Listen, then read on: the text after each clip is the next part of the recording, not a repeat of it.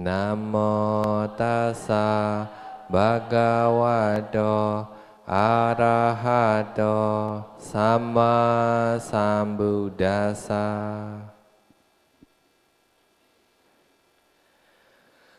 Oke, selamat sore semuanya.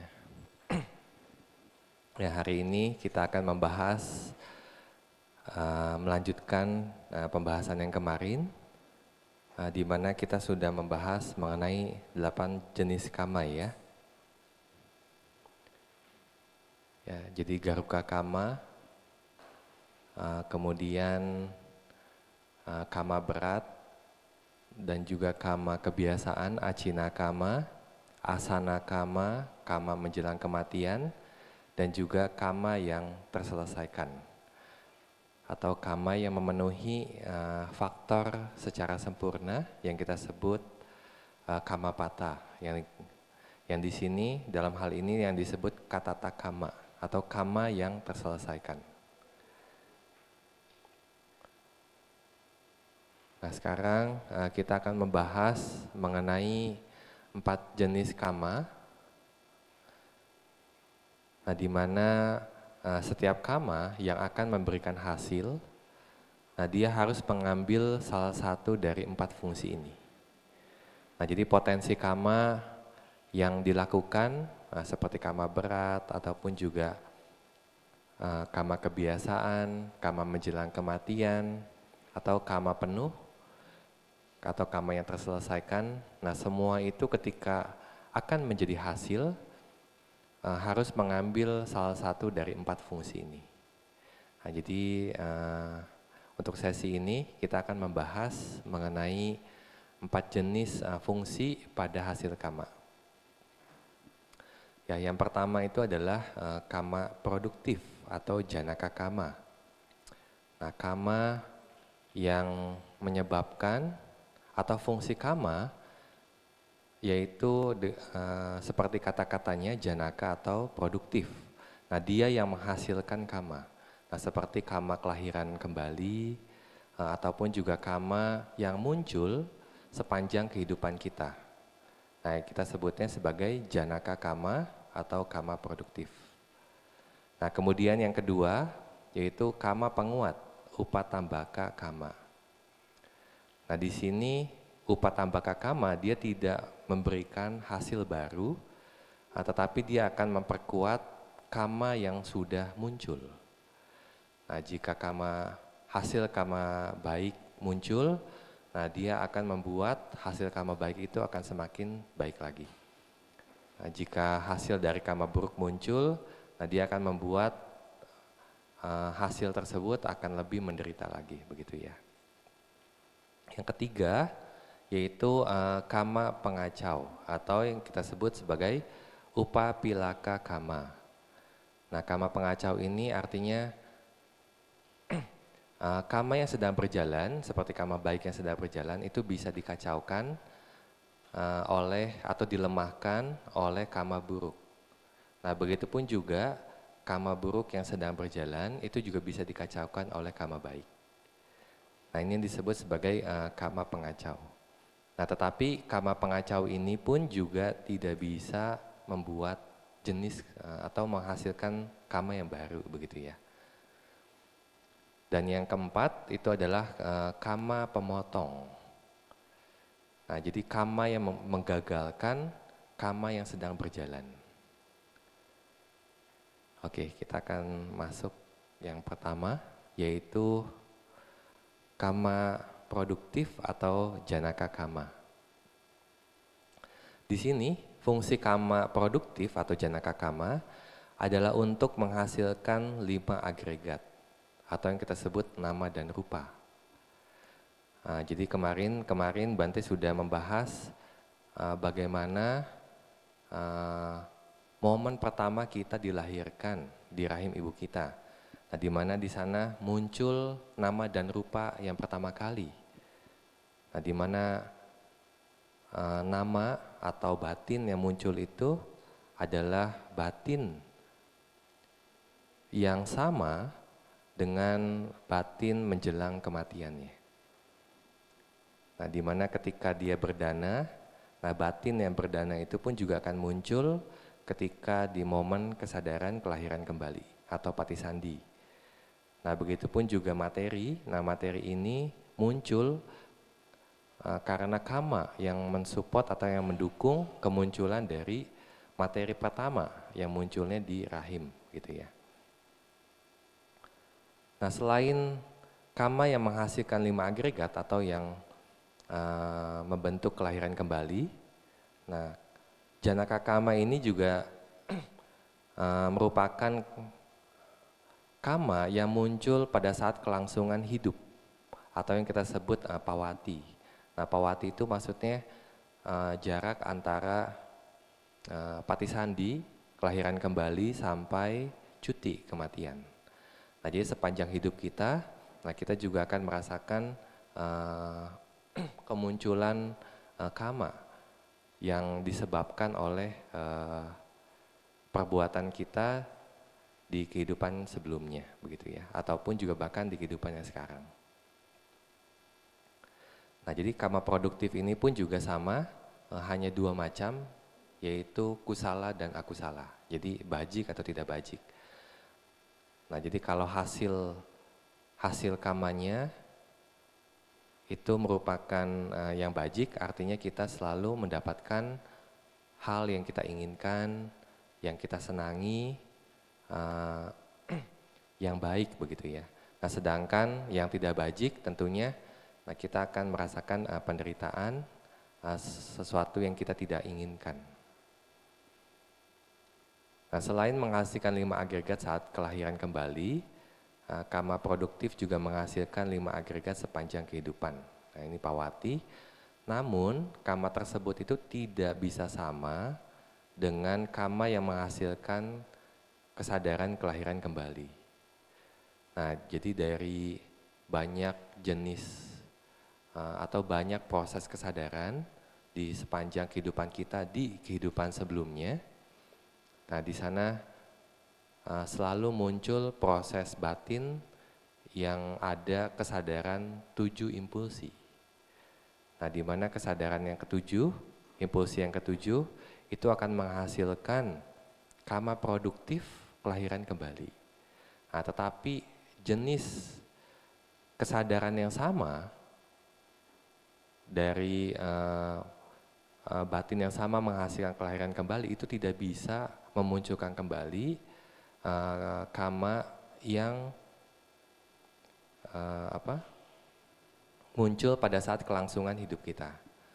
Maksudnya seperti ini ya.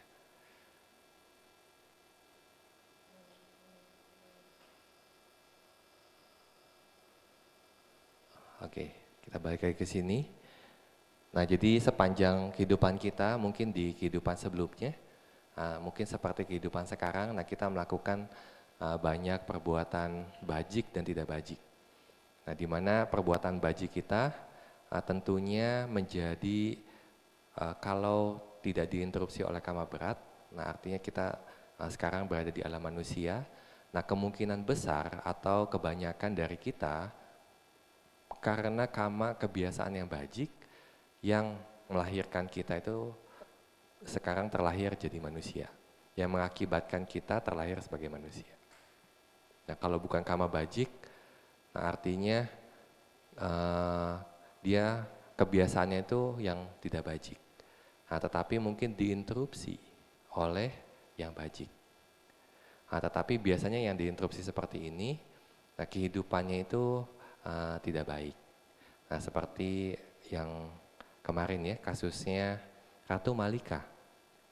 Ratu Malika ini ketika dia melakukan kebiasaan kama baik dan diinterupsi oleh yang tidak baik menjelang kematian. Nah, sehingga dia terlahir kembali di neraka selama 7 hari.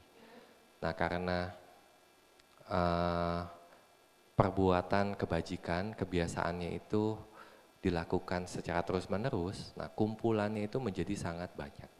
Nah, sehingga menginterupsi kelahirannya di alam neraka, nah sehingga terbebas dari alam neraka ke alam surga. Nah, begitu pun juga, nah kalau orang-orang yang terbiasa melakukan akusala kama, nah mungkin menjelang kematian juga bisa diinterupsi oleh kesadaran yang bajik yang mungkin yang pernah sekali atau 2 kali dia lakukan sepanjang hidup dia. Nah, tetapi biasanya ketika mungkin dia terlahir jadi manusia atau jadi dewa, nah karma buruknya itu akan menginterupsi. Nah, sehingga mungkin kehidupan sebagai manusianya itu pun juga tidak nyaman. Mungkin banyak penyakit, mungkin umurnya pendek dan seterusnya. Nah, di sini tadi yang ingin Bate sampaikan, nah sepanjang kehidupan kita sudah melakukan banyak kebajikan. Nah, kebajikan ini dalam bentuk proses batin yang selalu munculnya itu dalam satu proses batin itu adalah 7 kesadaran impulsi. Nah, di mana yang sudah kita pelajari bahwa impulsi yang ke-7 itu yang akan memproduksi kelahiran di alam atau di kelahiran berikutnya. Nah, jadi ketika dari triliunan bahkan banyak triliun yang kita tidak bisa hitung ketika kita melakukan kebajikan. Nah, jadi ada satu dari triliunan tersebut, hanya satu yang akan menghasilkan kelahiran kembali. Nah, proses kelahiran kembali itu akan munculnya itu hanya menggunakan satu dari triliunan jawana. Nah, sedangkan untuk jawana yang lain, dia hanya muncul ketika dia sudah terlahir sebagai manusia. Nah, jadi sepanjang dia terlahir sampai dia meninggal, nah dia akan mendapat potensi atau kesempatan untuk bisa berbuah, begitu maksudnya ya. Nah, jadi itu yang dijelaskan oleh pernyataan tadi.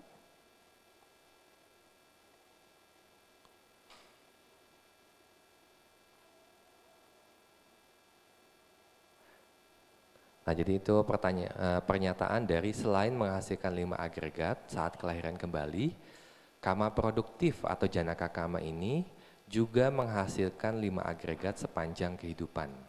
Nah, tetapi mereka tidak sama, begitu ya. Oke, kita akan langsung masuk ke satu cerita contoh yang dimaksud sebagai janaka karma.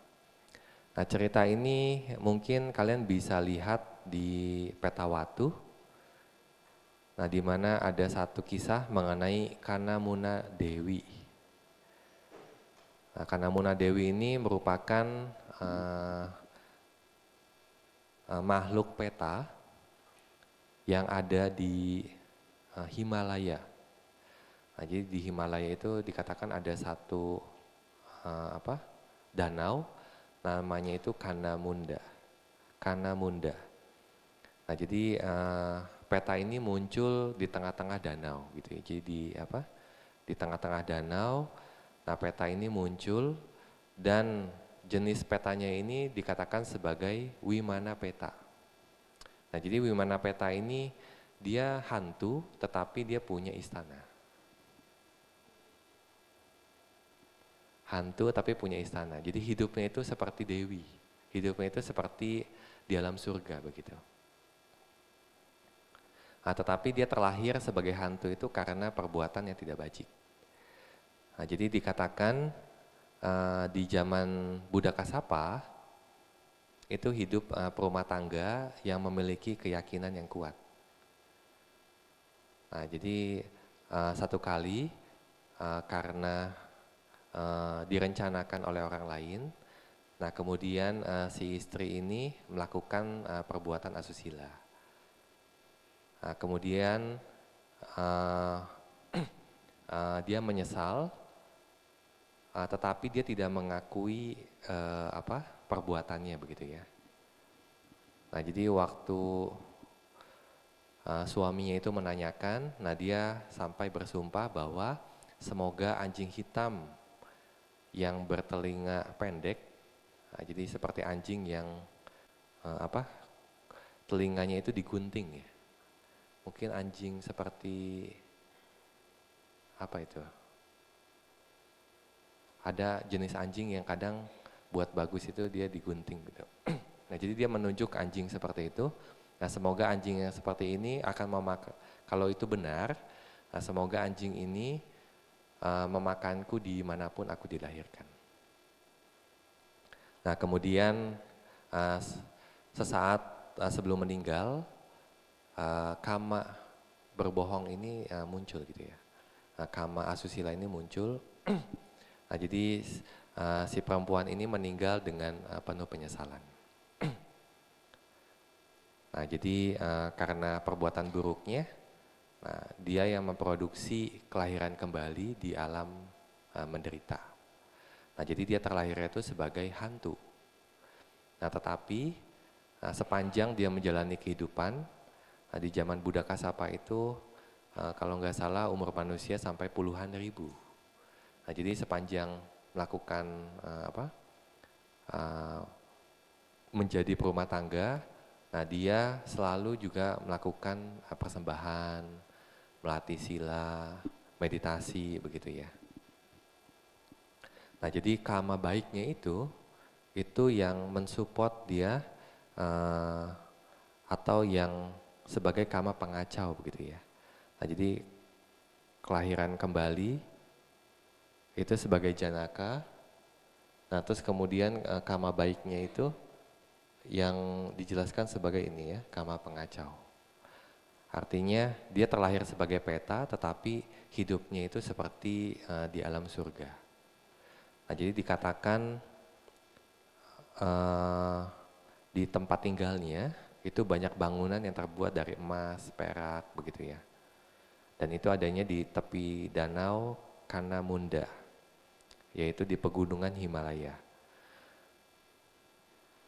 Nah, jadi ini yang dijelaskan sebagai janaka kama. Jadi ketika potensi perbuatan buruk sudah dilakukan, artinya sudah ada potensi, artinya dia setelah melakukan perbuatan, ucapan atau pikiran yang buruk, nah itu yang akan menjadi potensi.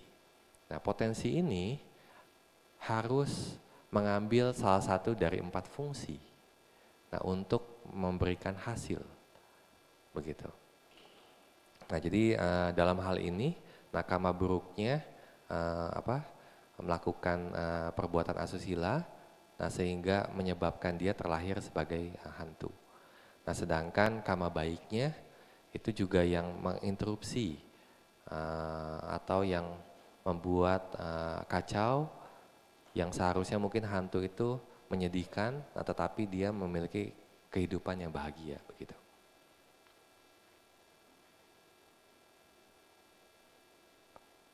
Nah, tetapi dikatakan setiap malam karena Munda Dewi ini dia harus keluar dari istananya, kemudian dia pergi ke danau. Nah, di danau itu dia kata di buku Petawatu itu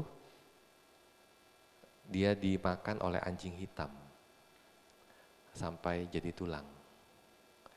Nah, setelah selesai anjingnya pergi, nah si Dewi ini yang tulang menjadi dari tulang, kemudian dia akan sembuh lagi, dia akan balik lagi.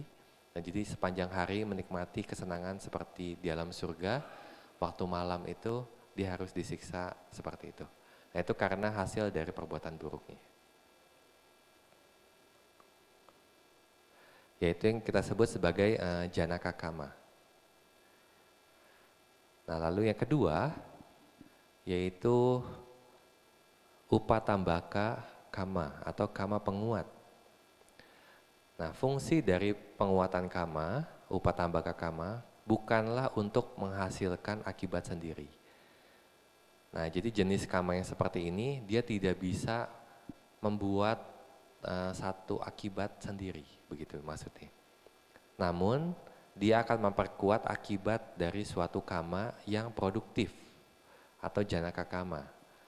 Nah, jadi dia akan memperkuat tipe jenis kama penguat ini adalah dia akan memperkuat kama produktif atau janaka kama untuk memperkuat kualitas dari akibat atau hasil tersebut.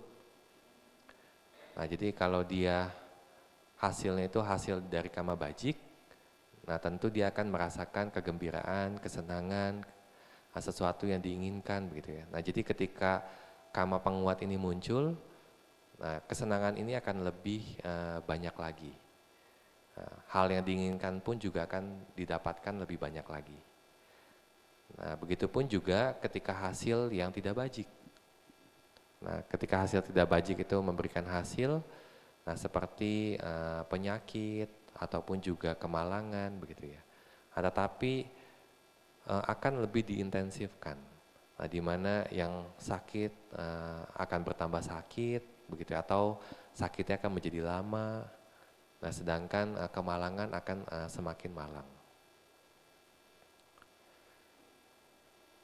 Nah, jadi untuk memperkuat durasinya pada hasil gitu ya. Jadi itu juga bisa membuat hasilnya itu bertahan lebih lama. Nah, jadi jenis kama penguat, nah dia harus serasi di mana kama yang tidak bajik hanya akan memperkuat kama yang tidak bajik. Nah, sedangkan kama yang bajik hanya akan memperkuat kama yang bajik begitu. Nah, ini kondisinya. Nah, jadi ketika kama bajik telah berfungsi sebagai kama produktif, nah, dia akan menghasilkan kelahiran kembali sebagai manusia. Nah, kama penguat yang bajik ini akan membantu menjaga kesinambungan kelompok agregat atau 5 kanda, pancakanda. Jadi membantu menjaga manusia tersebut menjadi tetap sehat, kemudian memberikan kehidupan yang bahagia, dan seterusnya begitu ya. Dengan melakukan kama bajik seperti persembahan, menjaga sila, meditasi, nah seseorang dapat memperpanjang kesehatan, kekuatan, dan umurnya. Dan ini maksudnya itu ketika dia terlahir sebagai manusia dan ketika dia mengambil berbagai jenis kama-kama yang bajik seperti berdana, menjaga sila atau meditasi, nah itu pun juga akan melahirkan potensi. Nah, potensinya itu ketika kondisinya matang, nah dia akan mengambil salah satu dari fungsi. Nah, di mana kalau dia mengambil fungsi yang kama penguat, nah sehingga kebahagiaannya itu akan lebih bertambah, kemudian kesehatannya pun juga akan lebih sehat, umurnya pun juga akan lebih panjang dan seterusnya. Nah, sedangkan kama penguat yang tidak bajik, nah jadi ketika kama tidak bajik telah berfungsi sebagai kama produktif yang muncul di sepanjang kehidupan. Nah, sehingga menimbulkan penyakit yang menyakitkan bagi manusia. Maksudnya itu kama produktif yang muncul sepanjang kehidupan itu bukan yang memproduksi begitu ya. Jadi kalau yang tadi di sini kama produktif yang menghasilkan kelahiran kembali. Nah, tetapi di sini adalah kama produktif yang muncul sepanjang kehidupan. Nah, tadi 2 jenis janaka kama ya. Nah, kalau kama tidak bajiknya itu muncul, nah dia akan menimbulkan penyakit. Nah, tetapi kama produktif yang tidak bajik ini kalau diperkuat oleh kama penguat, nah jadi penyakitnya itu mungkin akan tambah parah begitu ya, ataupun juga pengobatan menghalangi pengobatan medis untuk bekerja. Nah, ini yang dikatakan penguatan yang tidak bajik, kama penguat yang tidak bajik. Nah, dengan cara ini, misalnya dengan melakukan kama buruk seperti membunuh, mencuri, berbuat asusila, berbohong, begitu ya. Kemudian minum minuman yang melemahkan kesadaran, nah, sehingga membantu melemahkan indrianya, merusak kesehatannya dan memperpendek umurnya. Nah, ini jenis akusala kama yang dilakukan sepanjang kehidupan, yang bisa menjadi kama penguat yang tidak bajik.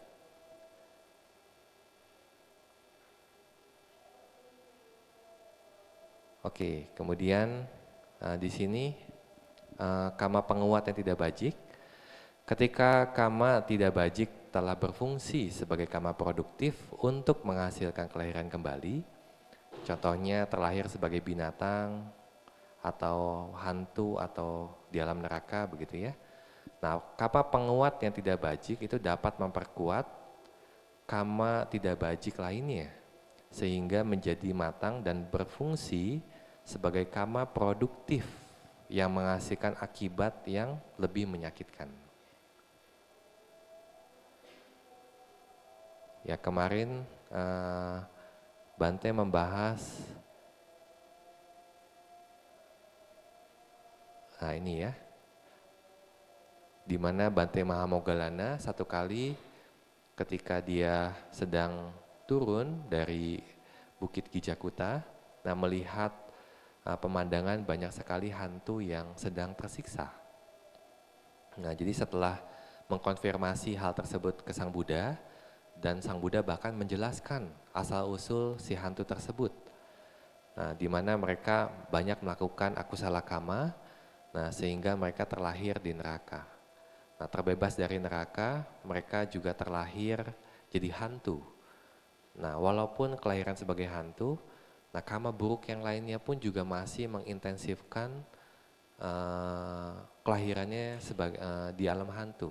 Nah, di mana hantu ini bahkan setiap hari itu selalu diganggu ataupun juga dipatuk begitu ya oleh burung-burung yang muncul karena kamanya. Ya, jadi yang dikatakan dicabik-cabik oleh burung nasar, burung gagak, dan elang itu maksudnya sebenarnya burung-burung tersebut itu muncul karena kamanya begitu. Ataupun seorang biku yang jubahnya terbakar begitu ya. Nah, jadi setelah terbebas dari alam neraka, terlahir kembali di alam menderita seperti alam hantu. Nah, walaupun terlahir sebagai hantu, dia tidak seperti hantu yang tadi Bante jelaskan, Kandamunda Dewi. Nah, jadi hantu tetapi dia masih punya hasil dari kebajikan, sehingga bisa menolongnya. Nah, tetapi untuk yang kasus yang dilihat oleh Bante Mahamoggallana, bahkan mereka terus menderita begitu ya. Nah, penderitaan di alam hantu seperti di alam neraka. Nah, ini karena kama janaka dan kama penguat yang tidak bajik, yang terus menyokong kehidupannya di alam menderita, yaitu di alam hantu.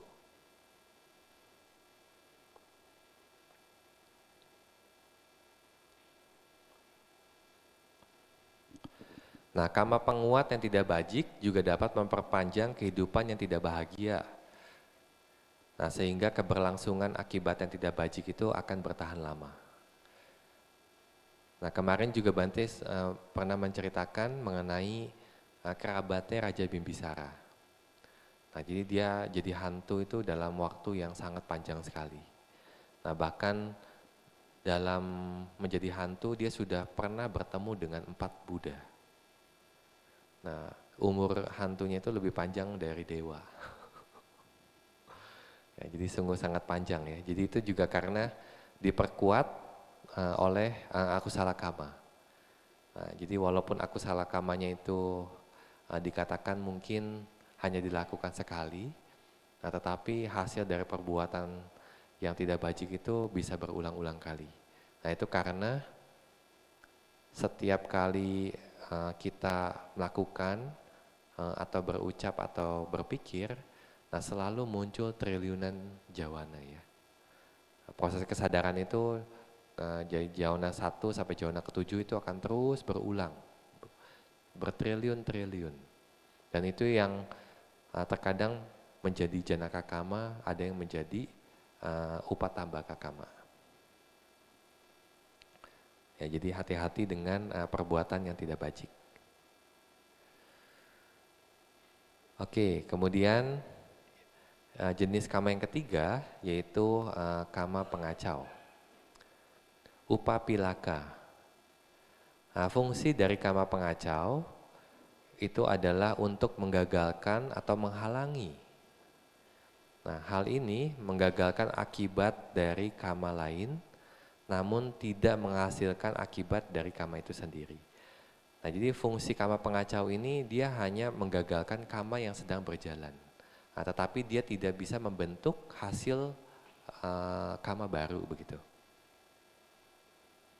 Nah, di sini kama yang tidak bajik akan menggagalkan kama yang bajik, dan kama yang bajik akan menggagalkan kama yang tidak bajik. Nah, jadi kalau yang tadi upatambaka, dia hanya memperkuat kusala ke kusala, akusala ke akusala. Nah, kalau di sini upapilaka, dia akan membuat yang awalnya kusala dihambat atau dihalangi oleh yang akusala. Nah, sedangkan yang akusala juga bisa dihambat atau dihalangi dengan yang kusala.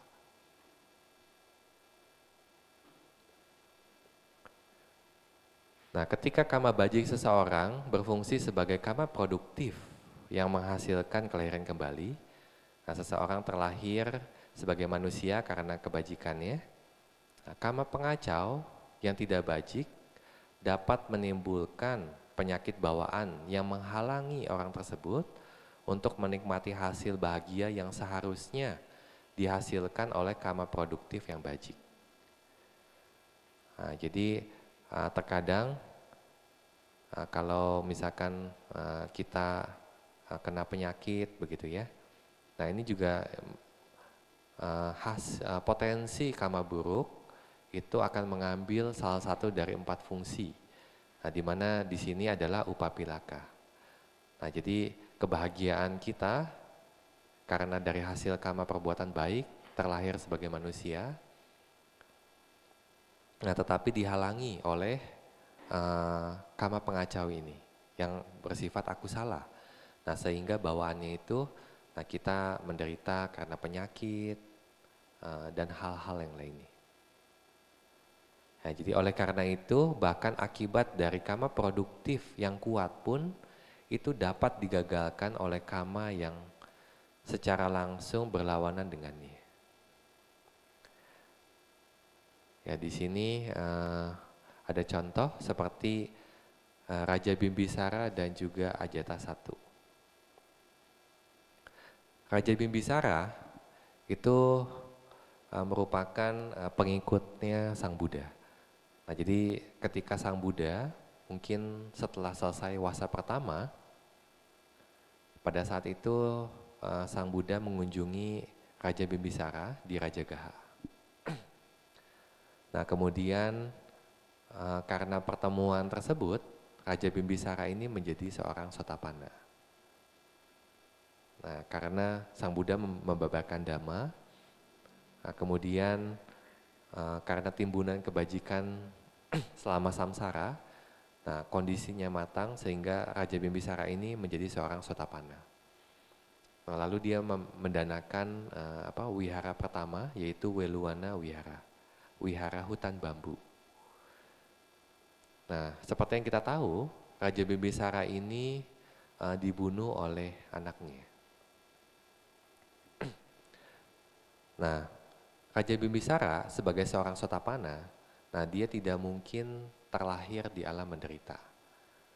Nah, jadi dia sudah terbebas dari kelahiran di alam menderita. Nah, dia hanya akan mengambil kelahiran di alam yang bahagia seperti alam manusia atau alam dewa. Nah, sebagai seorang Sotapanna, nah seharusnya dia itu bisa seperti Dhammika Upasaka yang kemarin Bate ceritakan. Di mana Dhammika Upasaka ini menjelang kematian, nah dia bahkan bisa memilih alam surga mana yang akan dia tinggali. Nah, artinya karena kebajikannya ataupun juga karena pencapaiannya, sehingga sebenarnya dia bisa memilih. Nah, tetapi batinnya itu bisa dikacaukan oleh akusala kama.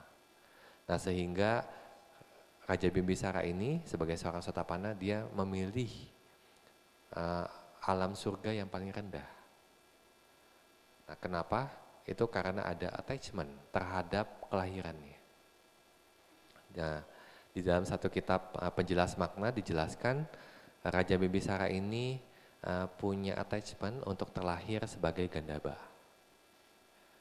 Nah, jadi setiap di banyak kehidupan di alam samsara, nah dia itu sering terlahir sebagai Dewa Gandhaba. Nah, sehingga menjelang kematian pun yang dia inginkan itu bukan surga yang lebih tinggi tetapi di alam Gandhara. Nah ini juga keinginan yang mengacaukan. Jadi akusala kama yang mengacaukan, yang seharusnya dia bisa tinggal di tempat yang lebih bagus, nah tetapi dia memilih tempat yang jelek. Nah ini disebut sebagai kama pengacau. Nah begitupun juga Raja Ajata I, si anak begitu ya. Nah kama bajik dapat menggagalkan kama yang tidak bajik yang menghasilkan kelahiran kembali di salah satu neraka besar, sehingga ia menjadi terlahir kembali di salah satu neraka kecil. Nah seperti yang kita tahu, Raja Ajata I ini dia melakukan garuka kama atau kama berat yang tidak bajik, di mana dia membunuh ayahnya, ayah kandung. Nah kemudian karena kama atau kama berat, garuka kama tersebut, nah seharusnya dia terlahir di neraka Awici, yang disebut salah satu neraka besar, atau neraka yang paling rendah. Nah, tetapi karena kebajikannya, akusala kama yang memproduksi sebagai janaka itu dikacaukan oleh kama pengacau yang bajik. Nah, di mana setelah dia mendengarkan samanya Palasuta, nah si raja ini punya keyakinan yang sangat kuat kepada tiga permata dan dia melakukan kebajikan sepanjang hidupnya. Nah, yang membuat kebajikan ini mengacaukan kama buruk yang akan memberikan hasil. Yang seharusnya terlahir di neraka besar, nah dia hanya terlahir di neraka kecil, begitu ya.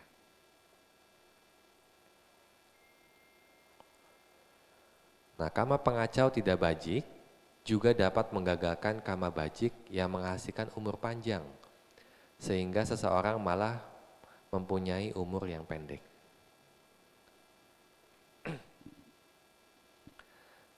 Nah, kama yang tidak bajik juga dapat menggagalkan kama bajik yang menghasilkan kecantikan, nah sehingga seseorang memiliki penampilan yang jelek. Nah, kama tidak bajik juga dapat menggagalkan kama bajik yang menghasilkan kelahiran kembali di keluarga kelas atas, sehingga seseorang malah terlahir kembali di keluarga kelas rendah. Nah ini sifat kama pengacau ya, jadi dia akan menginterupsi, dia akan membuat atau mengacaukan, menggagalkan, menghalangi kama-kama yang sedang berlangsung. Kama bajik bisa dikacaukan dengan kama tidak bajik, kama tidak bajik bisa dikacaukan dengan kama bajik.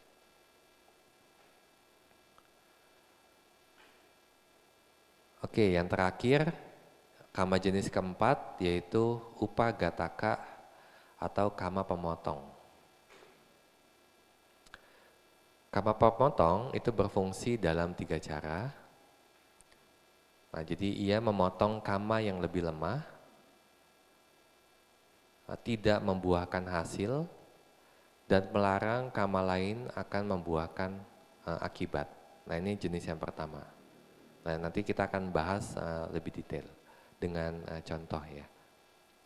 Yang kedua, ia memotong kama yang lebih lemah, tidak membuahkan hasil, dan membiarkan kama lain membuahkan akibatnya. Dan yang ketiga, ia memotong kama yang lebih lemah dan menghasilkan akibatnya sendiri.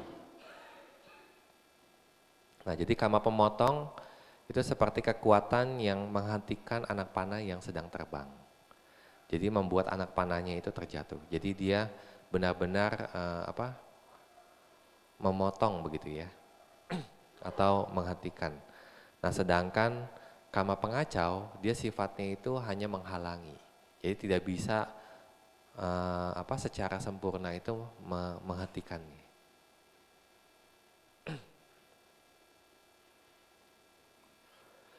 Nah, kama produktif yang bajik itu dapat menghasilkan kelahiran kembali sebagai dewa. Namun kama pemotong tidak bajik itu dapat tiba-tiba matang sehingga menyebabkan dewa tersebut itu bisa mati dan terlahir kembali sebagai binatang, hantu atau di neraka. Nah, di dalam teks dijelaskan ada 2 jenis dewa, yaitu Kida Padosika dan Mano Padosika. Jadi dewa-dewa yang terlarut dalam kesenangannya, yang kita sebut Kida Padosika. Nah, jadi dewa-dewa yang seperti ini terkadang mereka itu bisa lupa makan. Nah, jadi mereka lupa makan, nah sehingga mereka meninggal. Ya, zaman sekarang juga Bante pernah membaca bahkan ada orang yang main game sampai meninggal. Ya, Ryu jangan seperti itu ya. Ya, dia terus enjoy gitu ya gamenya, nah, sampai lupa makan. Nah, dewa ini juga sama. Nah, di sini kita mengetahui ya bahwa alam dewa itu bukan alam yang aman. Nah, artinya kalau kalian masih memiliki sifat yang serakah, sifat yang penuh kebencian begitu ya.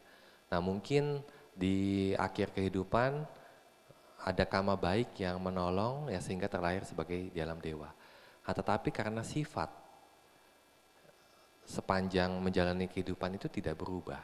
Yang artinya ketika ke alam dewa melihat hal-hal yang menyenangkan begitu. Nah, batinnya itu akan terus terlarut ke hal-hal yang menyenangkan. Nah, bahkan sampai si dewa ini lupa makan sehingga tubuh dewanya itu tidak bisa dipertahankan sehingga dia meninggal. Nah, ini yang Sang Buddha katakan sebagai Kida Padosika. Nah, jadi hati-hati. Nah, ada juga dewa-dewa yang memiliki iri hati yang luar biasa besar. Nah, jadi dia itu akan sangat iri melihat dewa-dewa lain memiliki istana yang lebih bagus, lebih cantik, dan seterusnya.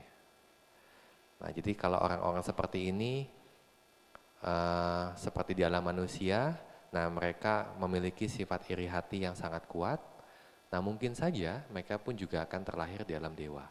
Menjelang kematian, kalau sepanjang kehidupan tuh dia tidak pernah melakukan akusala garuka kama seperti membunuh orang tua, melukai Sang Buddha begitu ya, membunuh arahat, memecah belah sangga, tidak memiliki pandangan salah yang kuat. Nah, mungkin kama menjelang kematian itu tiba-tiba menginterupsi kebiasaannya. Nah, sehingga mungkin dia bisa terlahir di alam dewa. Nah, tetapi ketika muncul di alam dewa, nah sifatnya itu tidak berubah. Nah, jadi dengan kelahiran itu sifat seseorang itu tidak berubah. Nah, begitupun juga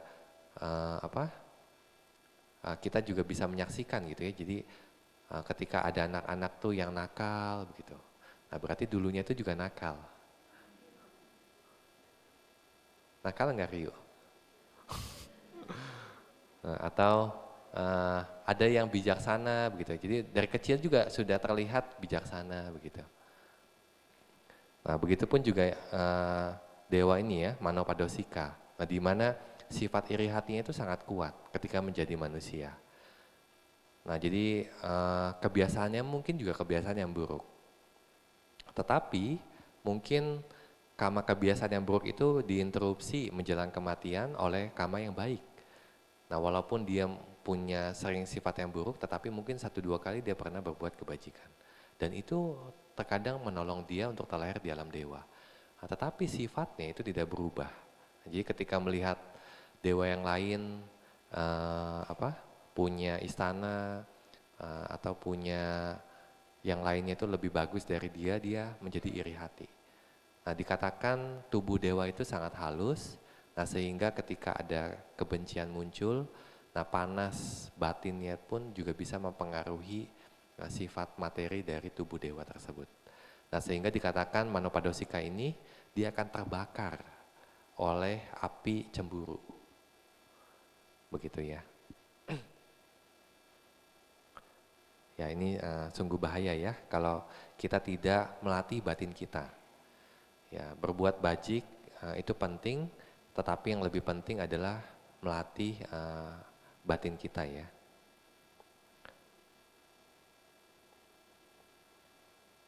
Nah, seperti Bante Dewadatta.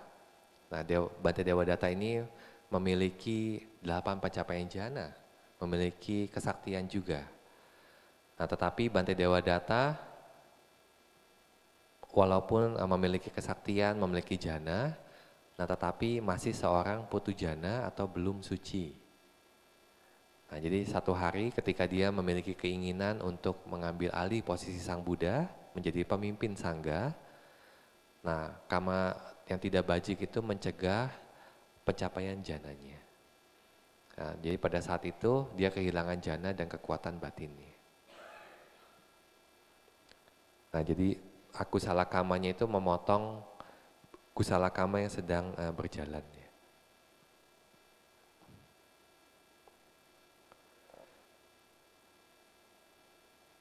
Nah, begitupun juga di dalam Wisudimagga ada satu cerita mengenai ayahnya Bante Sona. Nah, di mana ayahnya Bante Sona ini merupakan seorang pemburu yang setiap hari itu dia berburu ke hutan bersama dengan anjingnya. Nah, jadi satu hari setelah orang tuanya ini menjadi lanjut usia, sudah tua, nah kemudian anaknya yang merupakan seorang biku dan juga seorang arahat, dia menasehati untuk tinggal bersamanya di wihara begitu ya. Dan akhirnya ayahnya bersedia dan mau menjadi biku.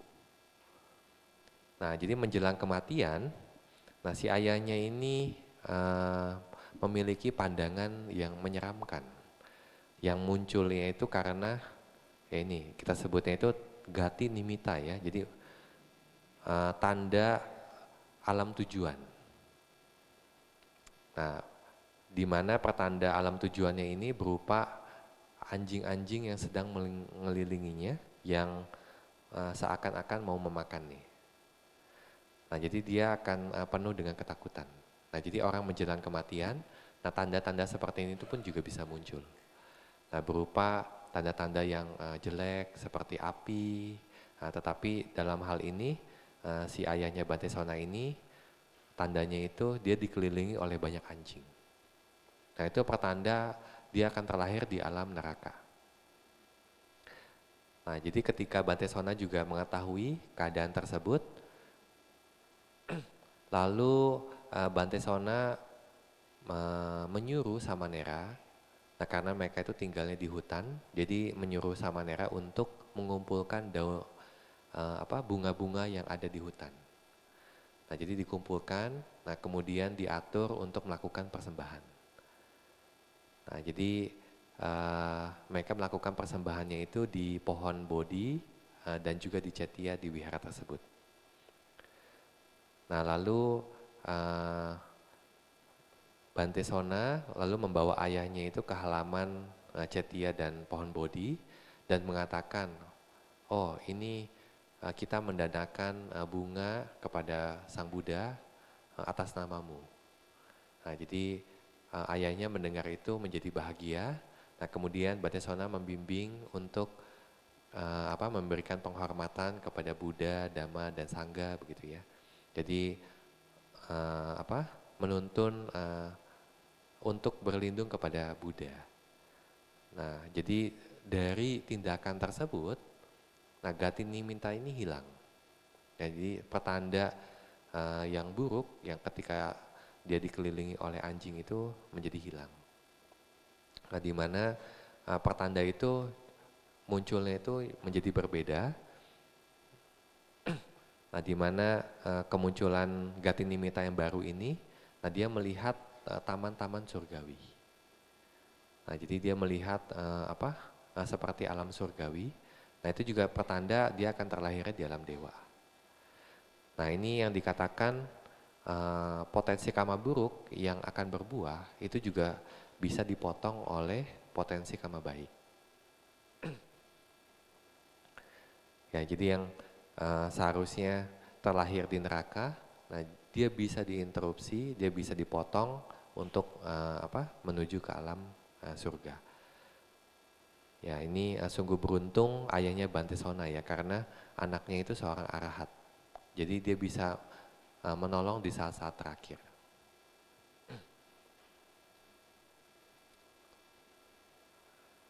Nah, di mana di kasusnya Bante Mahamoggallana, ini merupakan jenis kama pemotong yang pertama, yaitu memotong kama yang lebih lemah, tidak membuahkan hasil, dan melarang kama lainnya itu membuahkan akibat. Di kehidupan sebelumnya, calon Bante Mahamoggallana, dia itu pernah berniat dan sudah berusaha, sudah melakukannya. Jadi dia memukul orang tuanya itu dengan maksud untuk membunuhnya. Ya, jadi karena hasutan dari pasangan hidupnya, nah sehingga dia membunuh kedua orang tuanya. Nah, jadi karena kamanya itu di banyak kehidupan, calon Bante Mahamoggallana ini terlahir di alam neraka, dan juga ketika terbebas dari alam neraka, kalau jadi manusia itu dia selalu dibunuh oleh orang lain. Nah, bahkan di kehidupan terakhirnya sebagai arahat Mahamoggallana tetap tidak bisa terbebas dari hasil kama buruknya. Nah, jadi kama pembunuhannya berfungsi sebagai kama pengacau yang menghentikan pencapaian jana. Nah, jadi Bante Mahamoggallana itu biku yang sakti. Nah, dia bisa terbang, dia bisa kalau kita melihat karyanya Bante Mahamoggallana seperti Petawatu atau Wimanawatu, nah jadi Bante Mahamoggallana ini banyak berkunjung ke alam peta, ke alam neraka, nah, ataupun juga ke alam surga begitu, untuk menanyakan, nah perbuatan-perbuatan kebajikan apa sehingga menyebabkan mereka itu terlahir di alam surga, atau perbuatan buruk apa sehingga mereka itu terlahir di alam peta ataupun di alam neraka begitu. Nah, tetapi di saat-saat terakhir, nah ketika kama buruk dari membunuh orang tuanya ini itu mengambil salah satu fungsi, yaitu di sini adalah fungsinya pengacau. Nah, jadi ketika kama pengacau ini muncul, nah yang tadinya Bante Mahamoggallana ini mudah untuk masuk ke konsentrasi jana, nah melihat penjahat dia bisa langsung kabur. Nah, tetapi nah, di sini kama pengacau itu menghentikan konsentrasi jananya. Begitu ya. Nah, sehingga dikatakan Bante Mahamoggallana ini tidak dapat menggunakan kekuatan batinnya. Nah, kemudian kama yang serupa, maksudnya juga di jawana yang berbeda, di proses kesadaran yang berbeda, kama pembunuhan. Nah, jadi tindakannya sama tetapi proses batinnya kan banyak begitu ya. Nah, kama yang serupa berfungsi sebagai kama pemotong. Nah, sehingga para bandit itu bisa memukulnya itu sampai meninggal. Begitu ya. Jadi kama buruk yang pertama bisa mengacau, ya, membuat kondisinya itu menjadi suitable atau menjadi cocok atau sesuai agar kama buruk itu bisa memberikan hasil. Begitu. Nah, sedangkan setelah kondisi yang sesuai, kama pemotong itu akan muncul. Nah, untuk mengakhiri hidup Bante Mahamoggallana. Nah, ini yang dikatakan sebagai kama memotong kama yang lebih lemah. Nah, jadi kama bajik yang mempertahankan kehidupan sebagai manusia, nah itu menjadi lemah di hadapan kama buruk yang dilakukan oleh Bante Mahamoggallana. Nah, karena ini termasuk sebagai garuka kama. Begitu ya. Nah, tetapi di sini setelah meninggal itu tidak membuahkan hasil begitu ya. Nah, karena Bante Mahamoggallana ini parinibbana. Dan juga melarang kama lainnya itu membuahkan akibat. Nah, jadi kama buruk yang lainnya itu juga tidak membuahkan akibat. Hanya kama buruk yang spesifik, yaitu membunuh orang tuanya, yang menyebabkan Bante Mahamoggallana akhirnya mencapai parinibbana. Nah ini karma jenis yang pertama yaitu memotong karma yang lebih lemah, tidak membuahkan hasil, dan melarang karma lainnya membuahkan akibat. Oke, kemudian ini karma memotong jenis yang kedua, yaitu memotong karma yang lebih lemah, tidak membuahkan hasil, dan membiarkan karma lain membuahkan akibatnya. Di dalam buku The Walking of Karma, saya Daoji membahas, mengambil cerita mengenai Ratu Samawati. Ya, di sini Bante ingin menunjukkan satu video ya.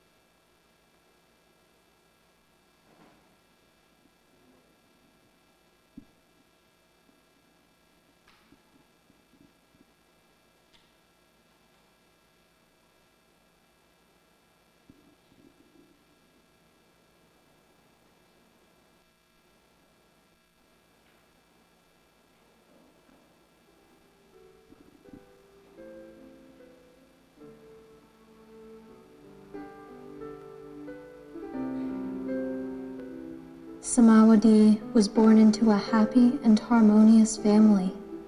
She was very beautiful and very kind to all her playmates. However, tragedy struck their town. An infectious epidemic broke out in their village, taking the lives of many people and sickening others. Samawati and her parents had no choice but to flee their hometown.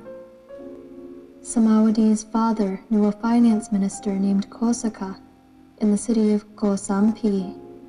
He decided to bring his family there in hopes that Kosaka would take them in.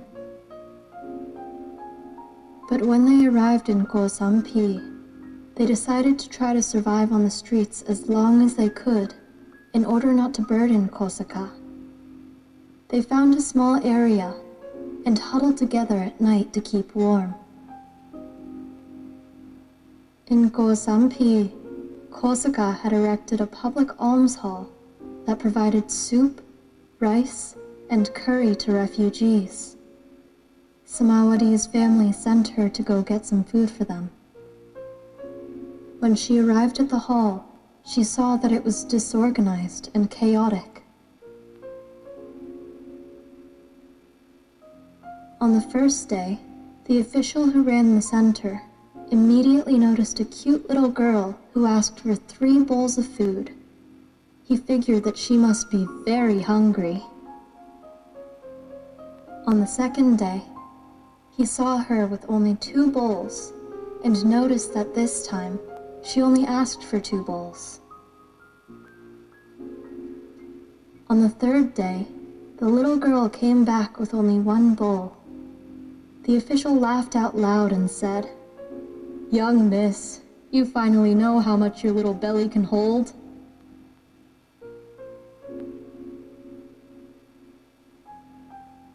Little Samawati then explained, "No, sir.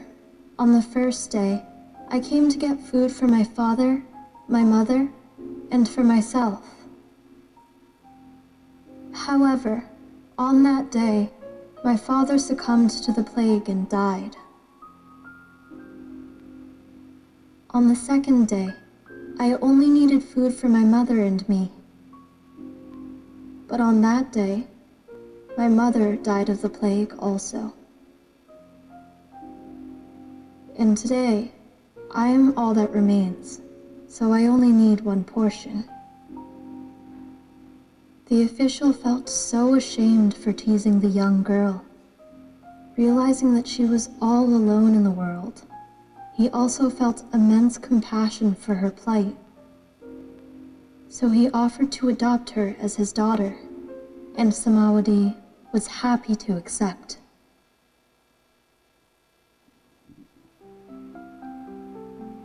Samawati immediately began helping her foster father with the distribution of food and care for the refugees.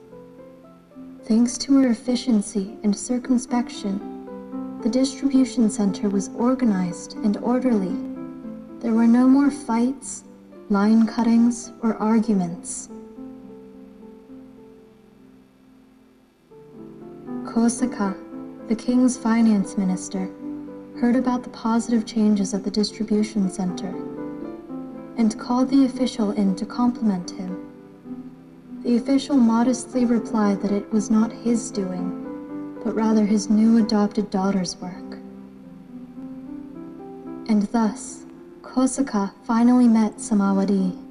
He was so impressed by her demeanor that he adopted her and brought her to live with him in his grand house.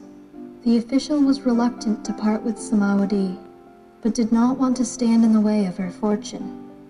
Samawati was now the heiress to a massive fortune and a vast estate. One day, King Udena visited Kosaka and met Samawati. King Udena immediately fell in love with her. After the king got home, he sent a messenger to ask for Kosaka to give Samawati to him in marriage. Kosaka was faced with a difficult decision. He had grown very fond of Samawati and could not imagine life without her. She had brought so much joy and love to his life that he could not live without her. However, he knew the king had a fierce and quick temper. His refusal could lead to dire results. But in the end, his attachment to Samawati prevailed, and he said, "Better to die than to live without Samawati." When the king received news of Kosaka's refusal, he flew into a rage. He stripped Kosaka of his position, banned him from the kingdom, and did not allow Samawati to accompany him. The king confiscated all of Kosaka's lands and property and boarded up his mansion.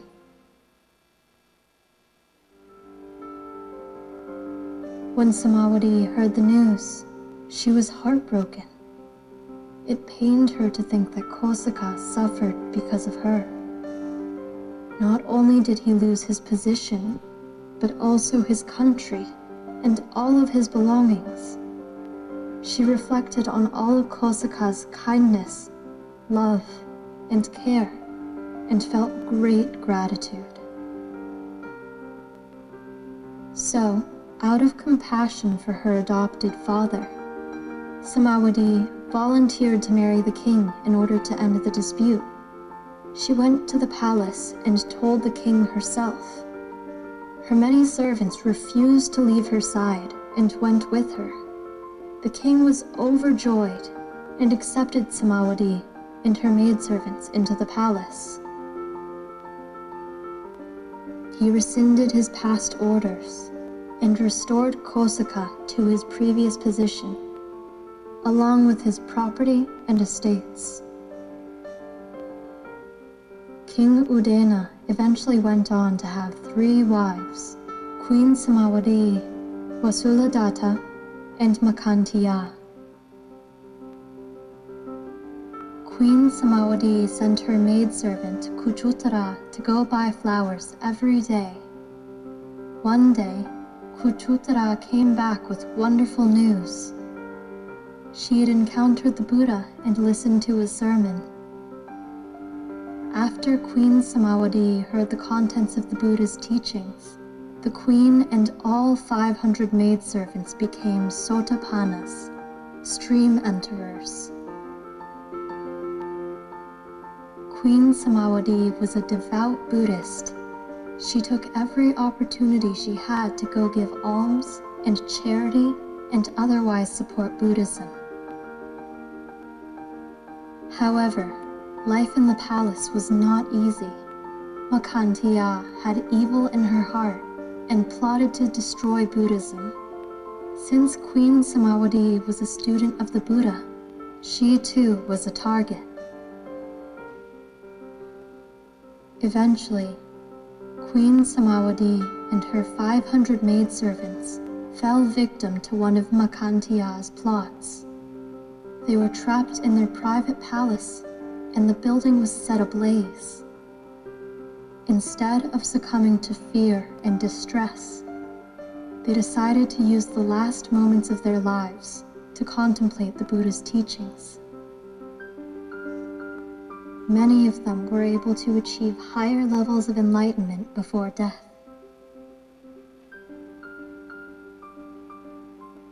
What do you think the moral of this story is? We hope you enjoyed the video. Click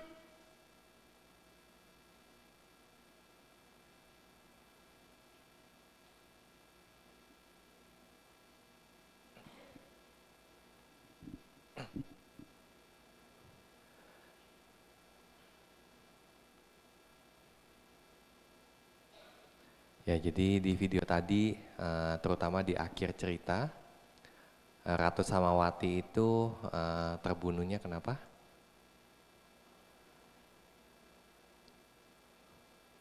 Dibakar. Nah, jadi Sang Buddha menceritakan ternyata Kama Ratu Samawati dibakar itu ada sebabnya. Nah, jadi di satu kehidupan lampau, calon Ratu Samawati ini, nah dia pernah menjadi seperti Tuan Putri, kemudian mereka pergi ke seperti sungai begitu ya, atau danau kecil untuk mandi. Nah kemudian setelah mandi, nah mereka ingin menghangatkan diri, mereka membakar kayu bakar begitu. Nah, tetapi tanpa mereka ketahui, di tempat mereka membakar kayu bakar tersebut itu ada sedang Paceka Buddha yang sedang masuk ke Nirodha Samapati.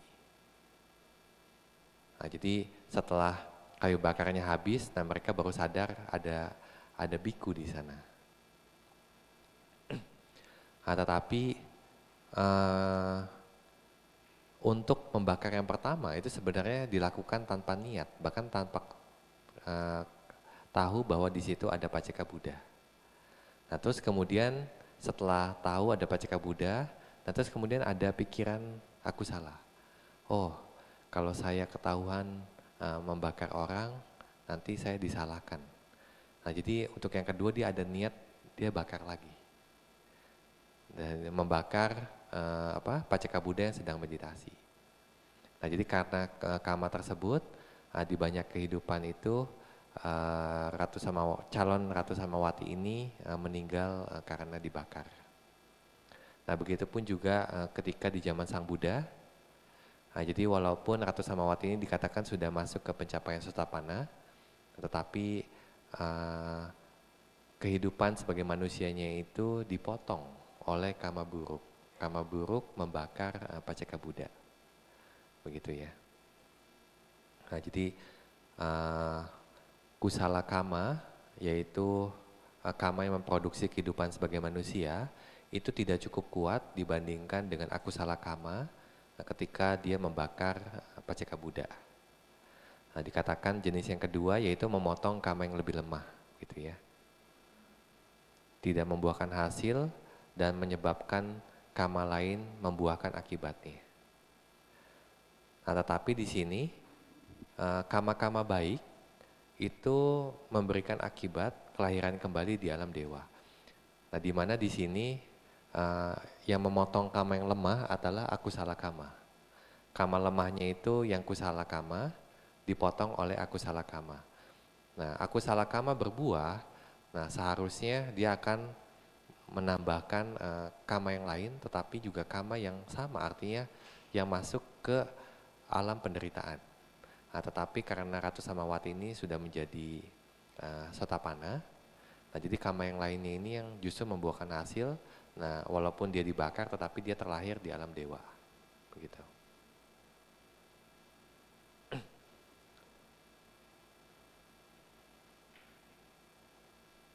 Oke. Kemudian jenis yang ketiga yaitu karma memotong, karma yang lebih lemah dan menghasilkan akibatnya sendiri. Nah, ini cerita di dalam Jataka mengenai perjuangan Bodhisatta mengumpulkan parami, terutama dalam kesempurnaan kesabaran, kanti. Nah, di sana satu kali Bodhisatta itu menjadi seorang petapa, namanya itu Kantiwadi. Nah, di mana ada seorang raja yang kejam, disebutnya itu Raja Kalabu. Nah, ketika ketemu Kantiwadi, nah si raja ini punya pikiran yang tidak baik. Nah, karena raja ini dikatakan dia akan menjadi Bante Dewadatta. Nah, jadi seperti yang Bante jelaskan kemarin, Bante Dewadatta ini ketika melihat Bodhisatta, nah pikirannya itu selalu buruk begitu. Nah, begitupun juga di satu kehidupan ini ketika calon Bante Dewadatta ini menjadi Raja Kalabu, bertemu dengan petapa Kantiwadi, nah pikirannya itu jelek. Nah, ketika ditanya apa petapa, apakah ajaranmu? Nah, jadi ajaran saya kesabaran. Nah, lalu si raja ini langsung memotong telinganya. Kemudian setelah dipotong ditanya lagi, petapa, ajaranmu apa? Kesabaran, dipotong hidungnya. Nah, kesabaran, dipotong tangannya, terus seperti itu. Jadi kejam sekali ya. Nah, tetapi di sini si raja itu bahkan memerintahkan itu langsung sampai meninggal begitu. Jadi si petapa Kantiwadi meninggal, nah tetapi tidak lama setelah petapa Kantiwadi meninggal, nah si raja itu karena karma buruknya yang dilakukan ke si petapa ini itu berbuah instan, begitu ya, menjadi matang. Nah sehingga dikatakan itu katanya bumi itu langsung terbelah, si raja itu langsung masuk ke tanah begitu, dan munculnya itu di neraka Awici. Nah, jadi di sini karma buruk yang dia lakukan itu dia memotong karma baik yang menghasilkan 5 kelompok atau 5 agregat sebagai Raja Kalabu. Nah, dan menghasilkan akibatnya sendiri, maksudnya itu terlahir di neraka begitu. Jadi karma buruknya memotong dan juga menghasilkan karma yang baru begitu. Jadi menghasilkan akibatnya sendiri, yaitu terlahir di neraka. Nah, ini 3 jenis karma memotong ya. Nah, lalu ada satu penjelasan yang dijelaskan oleh Ledi Sayadaw. Jadi Ledi Sayadaw ini Sayadaw yang sangat terkenal di zamannya, dan juga menulis banyak sekali kitab-kitab tika ya. Nah, karyanya beliau itu sampai sekarang pun juga masih dipakai. Nah, bahkan di beberapa uraian, Sayadawji juga menggunakan referensi dari bukunya Ledi Sayadaw ini. Nah, dikatakan Ledi Sayadaw menjelaskan bahwa kalau seseorang itu melakukan contohnya karma pembunuhan begitu ya. Nah, jadi ketika dia melakukan akusala kama seperti membunuh, nah jadi karma pembunuhan ini itu kalau bertemu kondisi yang tepat, nah dia itu akan menjadi karma yang produktif, yaitu karma efektif saat ini, selanjutnya dan juga tanpa batas waktu. Nah, maksudnya dia itu akan bisa menghasilkan hasil pada saat itu juga. Nah, jadi seperti Raja Kalabu ini ya. Jadi ketika dia sudah membunuh petapa Kantiwadi, nah dia langsung mendapatkan hasilnya sebagai karma yang efektif selanjutnya begitu. Atau juga karma ini juga sebagai karma penguat untuk hasil-hasil karma yang tidak bajik lainnya. Nah, jadi ketika mereka melakukan akusala kama, nah terkadang akusala kama tersebut itu bisa membuat hasil yang aku salah yang kita terima, yang merupakan penderitaan, yang tidak menyenangkan, tidak diinginkan, itu menjadi semakin kuat. Nah, jadi kalau kita melakukan banyak aku salah kama, nah aku salah kama itu justru juga bisa membuat hasil penderitaan yang kita terima itu bisa lebih banyak lagi. Nah, itu yang disebut kama pembunuhan itu bisa menjadi kama penguat saat ini. Lalu juga bisa menjadi kama pengacau, yang artinya ketika kita dalam keadaan hasil kama bajik, kondisi kita yang sedang bagus, tetapi dikacaukan dengan perbuatan yang tidak baik. Dalam hal ini pembunuhan. Dan yang terakhir, kama ini juga bisa menjadi kama pemotong. Nah, terkadang ketika seseorang membunuh, nah mungkin kama bagus atau kama bajik, di mana kama bajik ini memproduksi dia kelahiran sebagai manusia, itu bisa dipotong.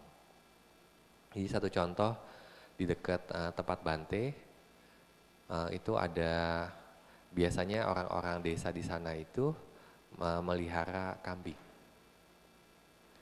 Nah, terakhir itu Bante dengar marak pencurian kambing begitu.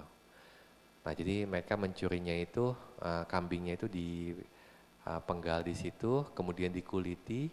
Nah, yang dibawa itu yang mereka mau aja. Jadi daging-daging itu sudah dibawa. Sisanya itu tulang-tulangnya itu ada di sana. 1 kali, 2 kali, 3 kali kejadian gitu membuat warga kampung itu menjadi selalu siaga. Nah, jadi 1 kali si pencuri ini mungkin membuat 1 keributan begitu ya. Tidak secara sengaja membuat keributan sehingga ketahuan. Nah, ketahuan itu langsung mungkin dikejar sama orang. Nah, jadi ketika dia sudah memotong kambing itu, nah kemudian ketahuan, nah kemudian dia lari sambil dikejar. Nah, tetapi sialnya, nah dia itu terjebak di 1 lubang yang biasa orang itu buat mungkin seperti kayak menjebak babi begitu. Jadi dia tuh terjatuh di lubang tersebut. Nah, sehingga Bante juga hanya mendengar si pencuri itu disiksa begitu. Nah, ternyata sampai meninggal. Nah, itu yang dijelaskan sebagai kama pemotong gitu. Jadi kalau kita melakukan akusala kama, nah akusala kama itu pun juga punya potensi untuk memotong bahkan kehidupan kita. Ya, ini penjelasan tambahan mengenai kama. Nah, kita sudah membahas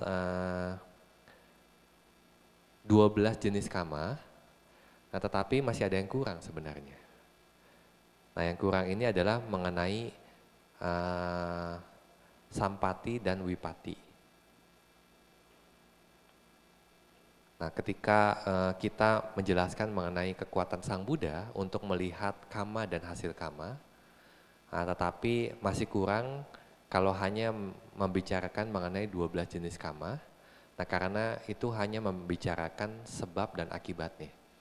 Nah, di sini, di sutta ini, nah Sang Buddha menjelaskan mengenai kondisinya, yaitu tanaso ini ya. Nah, jadi Sang Buddha pernah berkata kepada Bante Sariputta, Sang Tathagata memahami hasil dari kama masa lampau, masa depan, dan juga masa kini atau saat ini yang telah terjadi.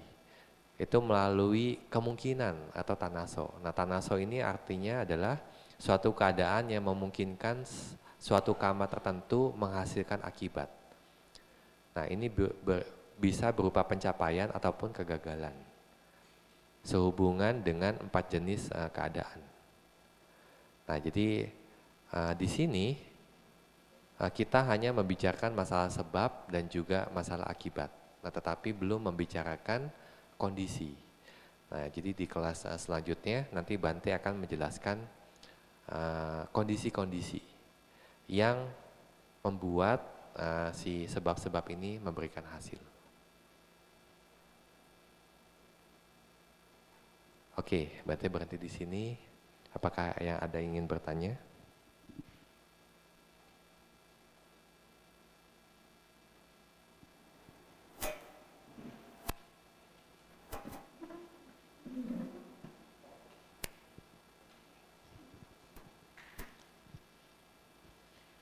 Pandami Bante, apakah ada beberapa pertanyaan Bante?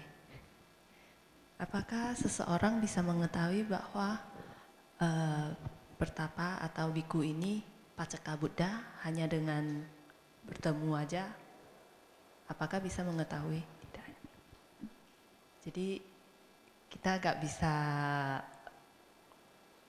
menjaga agar kita tidak melakukan yang salah ataupun berbuat ekstra baik kepada Paceka Buddha gitu ya?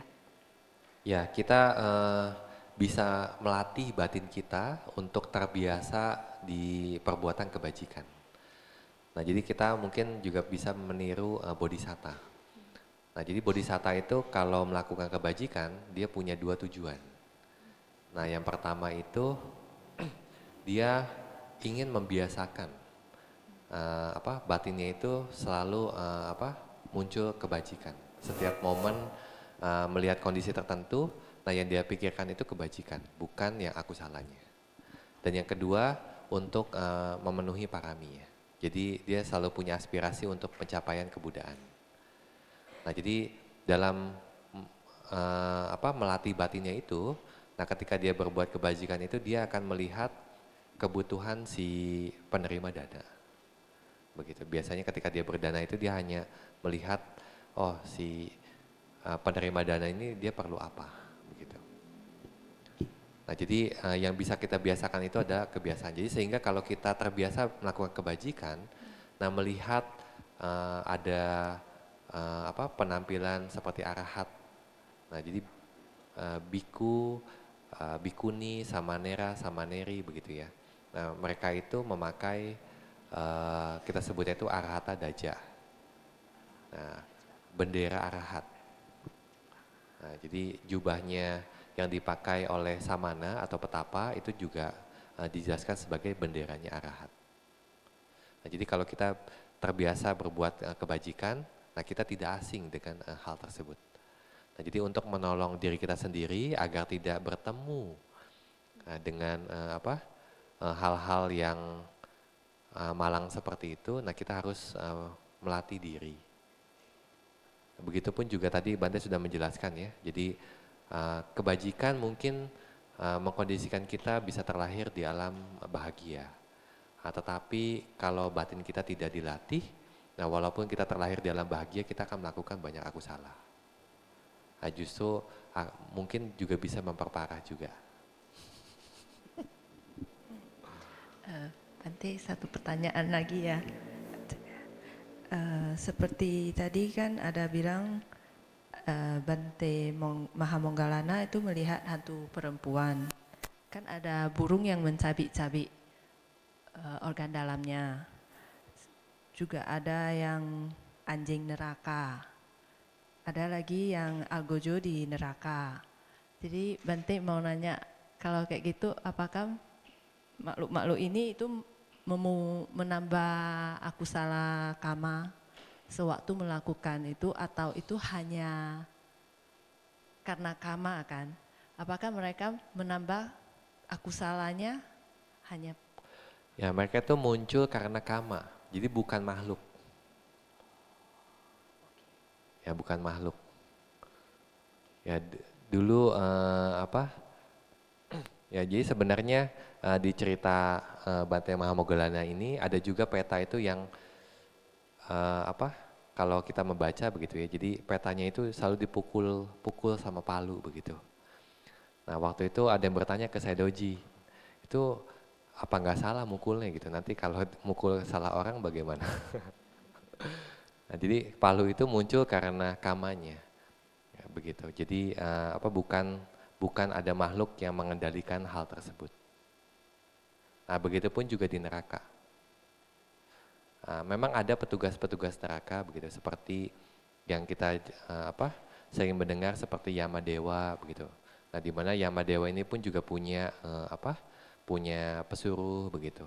Nah, tetapi mereka itu dijelaskan bukan muncul karena kama, tetapi mereka memang makhluk yang bertugas di neraka.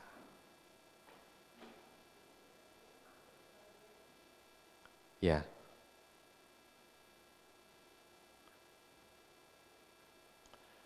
Ya, mereka punya duty di neraka pun juga karena aku salah juga. Jadi kalau yang makhluk itu memang mereka bisa ada tugas karena aku salah sebelumnya gitu ya Bante. Jadi kalau bertugas di sana apakah juga menambah aku salahnya? Kalau kayak gitu kayaknya nggak henti-henti. Iya. Ya, tapi di sana terutama Yamadewa itu selalu mengingatkan mengenai dhamma. Nah, artinya dia akan menanyakan kalau kamu waktu terlahir jadi manusia ketika melihat bayi begitu. Nah, di mana bayi itu tanpa disupport oleh orang tuanya ataupun orang lain, nah dia akan tidur dengan kotorannya, dengan air seninya begitu. Nah, jadi keadaannya itu menyedihkan sebenarnya. Nah, jadi ketika melihat hal-hal seperti itu, nah apakah kamu mengingat bahwa oh kamu juga merupakan subjek dari kelahiran seperti ini. Nah, sehingga dia punya pemikiran untuk berbuat kebajikan. Nah, begitupun juga ketika dia melihat orang yang sudah tua atau orang yang sedang sakit atau orang yang dalam acara kematian seperti itu. Nah, jadi ketika melihat momen-momen seperti itu, nah Raja Yama ini akan bertanya, nah kamu ingat nggak kebajikan ketika melihat momen seperti ini? Nah, kalau semuanya lupa itu dimasukin ke neraka. Oke.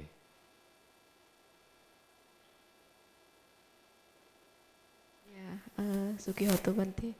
Saya punya 3 pertanyaan Bante. Oke. Yang pertama itu misalnya ada kejadian tiba-tiba ada orang yang meninggal kecelakaan sebelum waktunya Bante. Itu apa dikarenakan ada karma pemotong? Terus dia kan kalau meninggal sebelum waktunya itu kan otomatis terlahir juga Bante. Itu terlahirnya kan udah kayak di luar jalur lah ya istilahnya gitu. Itu gimana? Ya, jadi pertanyaan yang pertama tadi kita bisa melihat di kama pemotong ada 3 jenis ya. Jadi kama yang lebih lemah di sini adalah kama baiknya. Kama yang menghasilkan dia terlahir jadi manusia. Nah, kemudian dipotong oleh kama yang lebih berat. Akusala kama yang dilakukan di kehidupan ini ataupun di kehidupan sebelumnya. Nah, sehingga dia memotong kama bajik yang sedang berlangsung. Nah, kelahiran sebagai manusia itu dipotong sehingga dia meninggal. Nah, tetapi di sini ada 3 jenis, yaitu ya yang melarang kama lainnya itu membuahkan akibat. Nah, jenis seperti ini seperti tadi Bante Mahmogalana. Ataupun membiarkan kama lainnya itu membuahkan akibat seperti Samawati. Jadi walaupun dia dipotong oleh akusala kama, tetapi dia tidak mengikuti akusala kama, hasil akusala kama untuk terlahir di alam menderita. Nah, bisa saja menjelang kematian dalam kecelakaan tersebut, nah dia mengingat kebajikan sehingga yang mengkondisikan jenis kedua ini muncul. Begitu ya. Jadi hasilnya itu mungkin hasilnya lain.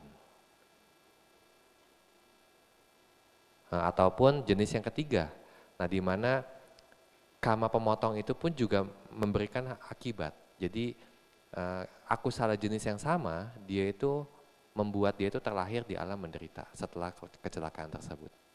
Nah, jadi ada 3 jenis ini. Tapi yang pertama ini untuk arahat ya.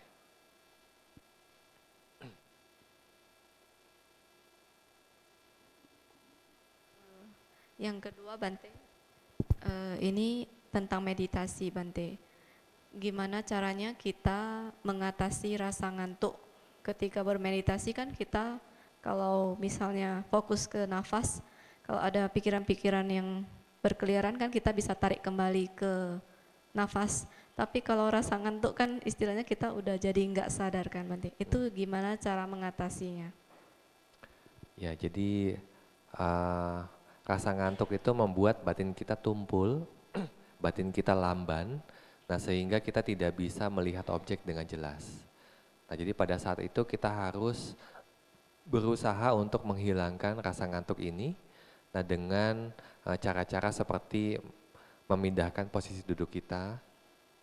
Nah, jadi duduk bersilanya itu bisa dipindah, mungkin satu kaki dibawa ke belakang begitu. Nah, ataupun juga bisa merubah posisi duduk, kemudian merubah postur meditasi. Nah, mungkin bisa dirubah jadi berjalan, berdiri. Nah, kemudian kalau misalkan masih mengantuk, nah bisa menggerakkan anggota tubuh, seperti menarik-narik daun telinga begitu, atau menggesekkan kedua tangan begitu, ataupun bisa melihat atau mengganti objek meditasi dengan kasina cahaya. Nah, jadi mengganti atau memiliki persepsi cahaya. Nah, seperti melihat matahari begitu. Nah, jadi biasanya kalau kita melihat yang terang, rasa ngantuk itu akan hilang. Ataupun kalau sudah tidak bisa atau masih mengantuk, nah mungkin bisa buka mata melihat yang terang. Nah, seperti itu. Nah, itu bisa dilakukan. Bante, kalau meditasi tidur itu ada enggak ya? Yang ada berbaring bukan tidur. Ya tidur meditasi. Tapi yang ada itu postur berbaring. Itu gimana Bante?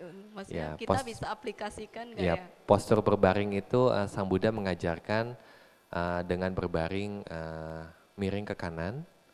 Nah, jadi bukan terlentang tetapi miring ke kanan seperti postur singa yang sedang tidur begitu. Jadi dikatakan ketika miring ke kanan, nah biasanya itu batin kita itu tetap terjaga, jadi tidak terlalu terlarut dalam kondisi yang nyaman begitu ya. Nah, jadi kalau badan kita miring begitu, kita bisa untuk meditasi berbaring seperti ini.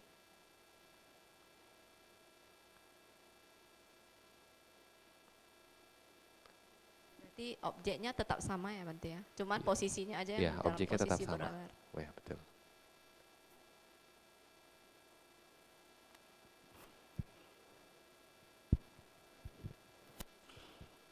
Bante, Pandami Bante, mau nanya tadi kama pemotong ini fungsinya hanya memotong kehidupan ya, hanya satu fungsi kah Bante?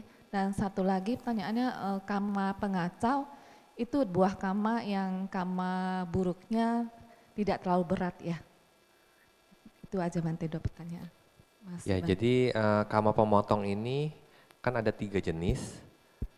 Nah, jadi kalau yang kedua ini dia hanya memotong saja, tetapi untuk memberikan hasil, jadi untuk kelahiran berikutnya itu tidak sesuai dengan akusala kama yang memotong begitu, atau kusala kama yang memotong. Nah, tetapi untuk yang ketiga, nah ini dia kama memotong dan juga dia akan memberikan hasil. Dia memiliki akibat sendiri begitu. Jadi dengan jenis kama yang sama, nah misalkan seseorang kecelakaan. Nah, kecelakaan itu kan sebenarnya kama yang memotong. Jadi kama yang sedang berjalan, nah sebagai kehidupan sebagai manusia, nah itu dipotong oleh akusala kama yang dilakukan mungkin di kehidupan sekarang atau di kehidupan sebelumnya. Nah, sehingga dia meninggal. Nah, ketika dia meninggal, nah mungkin dengan akusala kama yang jenisnya sama, yang sejenis, nah dia akan menghasilkan akibat nih, begitu. Jadi di sini dalam hal ini tidak hanya memotong, tetapi bahkan juga mengakibatkan dia itu memiliki hasil sendiri. Nah, artinya ketika dia mengambil kama produktif yang tidak bajik, yang dipotong, yang kama pemotong ini kan yang akusala. Nah, dia akan juga memberikan akibat, artinya dia akan memproduksi akusala kama juga untuk terlahir di alam menderita, begitu, dengan kama yang sama. Nah, itu dia memotongnya hanya memotong kehidupan Bante. Iya, memotong kama yang sedang berjalan. Nah, dikatakan tuh seperti ini ya, anak panah gitu ya. Jadi yang sedang terbang begitu. Jadi kama pemotong itu seperti membuat anak panahnya itu langsung berhenti jatuh. Oh, berarti ya, langsung hanya habis gitu ya, berarti kehidupan. Ya. Nah, sedangkan kama pengacau Nah, karma pengacau itu hanya membuat seperti ini ya, di sini menghalangi begitu ya. Jadi menghambat, tetapi tidak sampai memotong begitu. Nah, jadi mengurangi kecepatan begitu. Oke. Terima kasih Bante.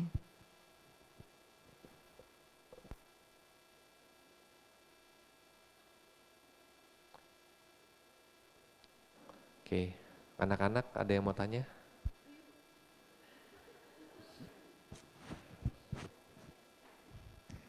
Sukihotu Bante. Ya, Sukihotu. Ini saya mau tanya, saya kan sering kan teman sama orang, habis teman itu bisa nanti sebulan 2 bulan bisa di masalah Bante, tiba-tiba musuh Bante, baru nanti entah lama lagi jadi teman lagi Bante, gimana itu gak ngerti Bante.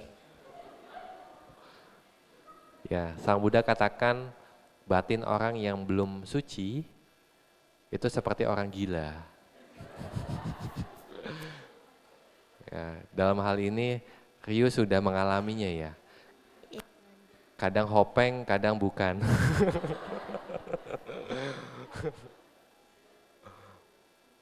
Ya, jadi sifat batin seperti itu ya, jadi mudah berubah. Nah, kadang kita punya rasa cinta kasih, nah kadang kita punya kebencian begitu. Itu sifat yang wajar. Tetapi kalau Ryu bisa menjaga batin dengan meditasi, nah jadi sifat-sifat yang seperti itu fluktuasinya itu tidak banyak. Ya, kalau yang mungkin awalnya cuma 2 bulan, nah bisa 2 tahun. Gitu.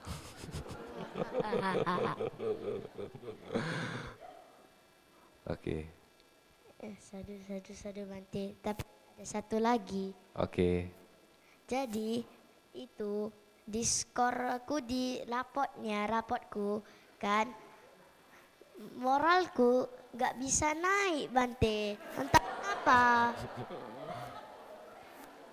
Lalu C atau B gak pernah A Bante. Ya, jadi Sang Buddha katakan kalau kita mau terlahir jadi orang pintar, kita harus banyak nanya. Nah, jadi kalau Ryu seperti ini terus, nah Ryu mengkondisikan akan terlahir jadi anak yang pintar.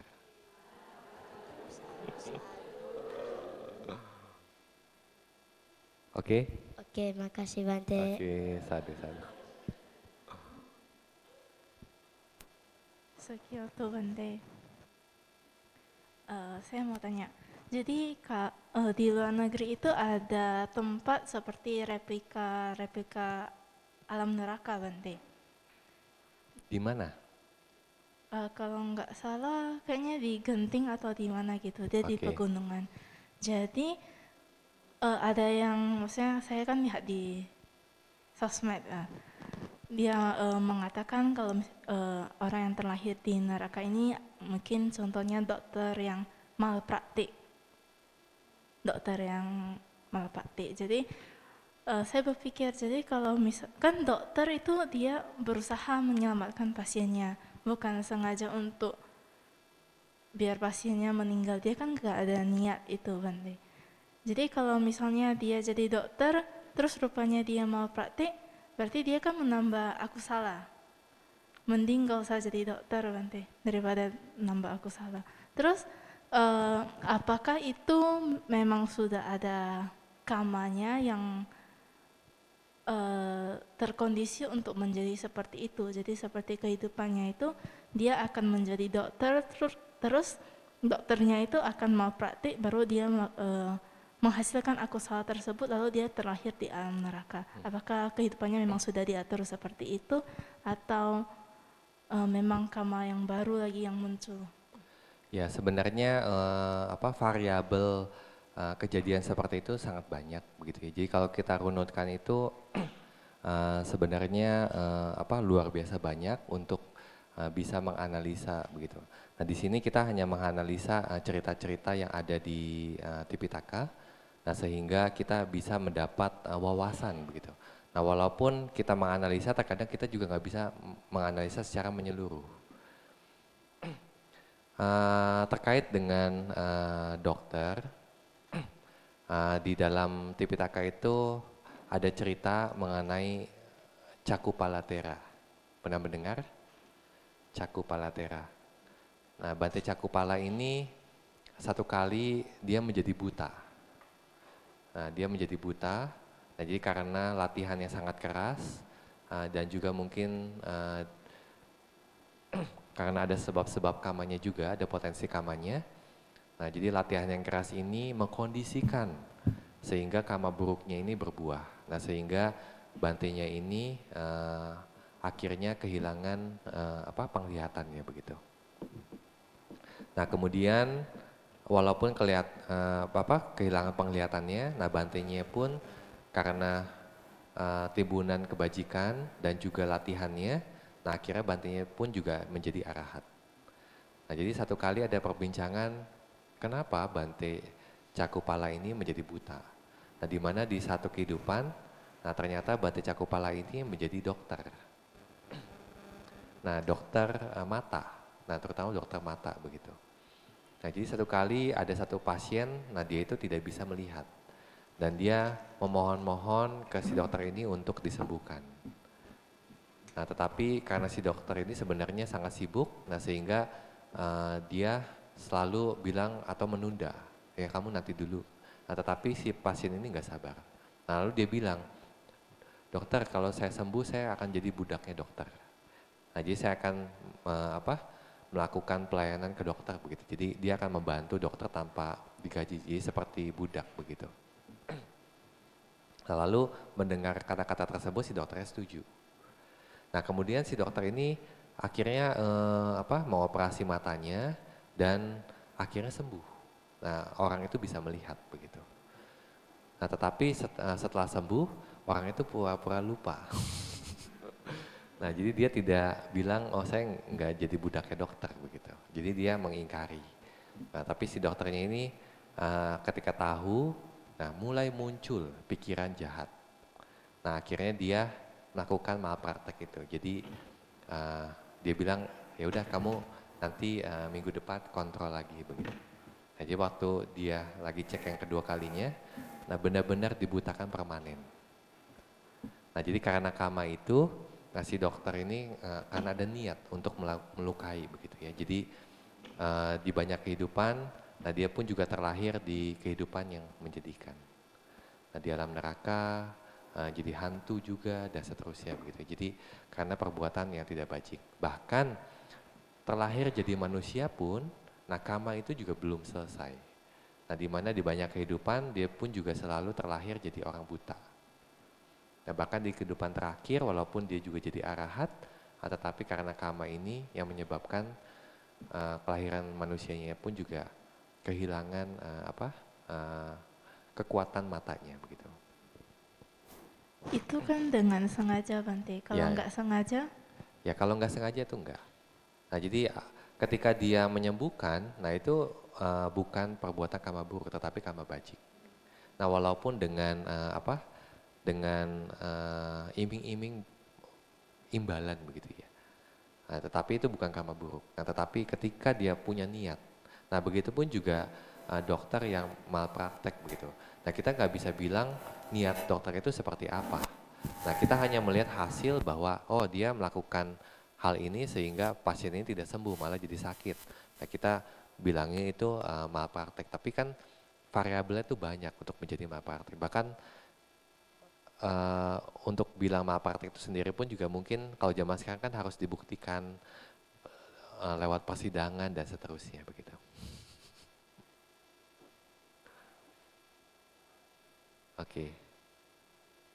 Oke, Elvina mau tanya?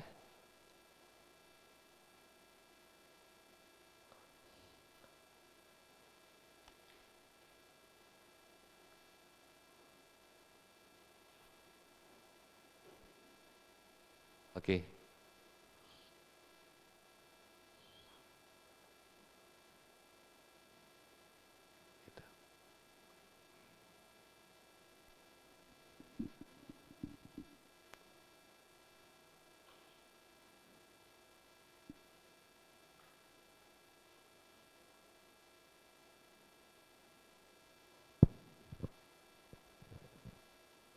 Sukiyato Bante, tadi saya mau bertanya, itu kan Bante tadi ada bilang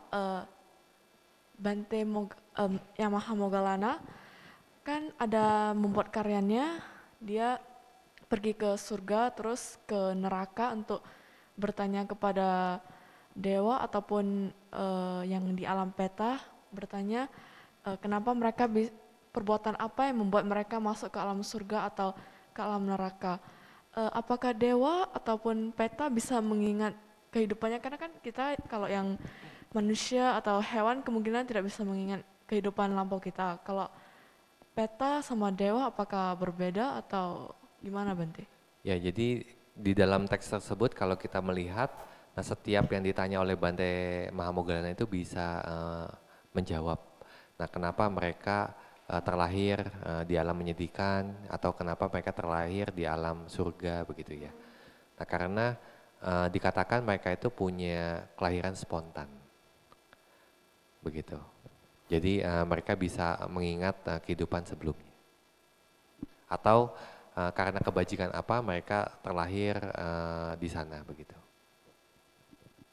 Jadi yang kalau terlahir di alam peta juga bakal mengingat walaupun kayak kan alam peta lebih rendah dari alam manusia. Bante.